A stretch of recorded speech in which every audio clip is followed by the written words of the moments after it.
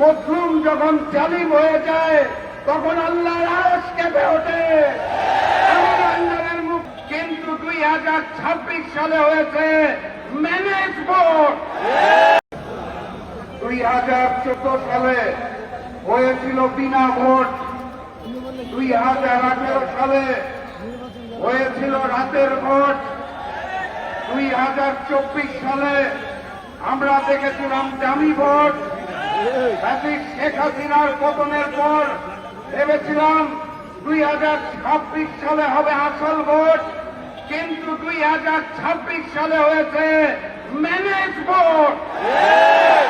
London থেকে ওই মুফতি সাহেব এসে জনগণের সমর্থন আদায় করতে না পেরে প্রশাসনকে ম্যানেজ করে, টিপটেককে ম্যানেজ করে, কমিশনকে ম্যানেজ করে, সরকারকে ম্যানেজ করে ম্যানেজ ভোট আয়োজন করেছে। এখানেই শেষ নয়, তারা ভোটের পরে ঝাঁপিয়ে পড়েছে নির্মম ভাবে জনগণের উপরে। 2018 সালে ধানের শীষে ভোট দেওয়ার জন্য যেভাবে করে গণধর্ষণ হয়েছিল, 2026 সালে এসে ধানের শীষে ভোট না দেওয়ার কারণে গণধর্ষণ আমরা দেখতে পেয়েছি। মজলুম যখন জালিম হয়ে যায় তখন আল্লাহর আরশ কেঁপে ওঠে।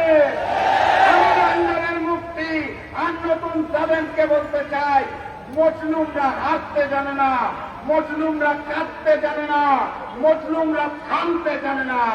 আমরাও থামবো না ইনশাআল্লাহ। বিজয়ের পথে যাত্রা শুরু, জীবন অথবা মৃত্যু। আসসালামু আলাইকুম।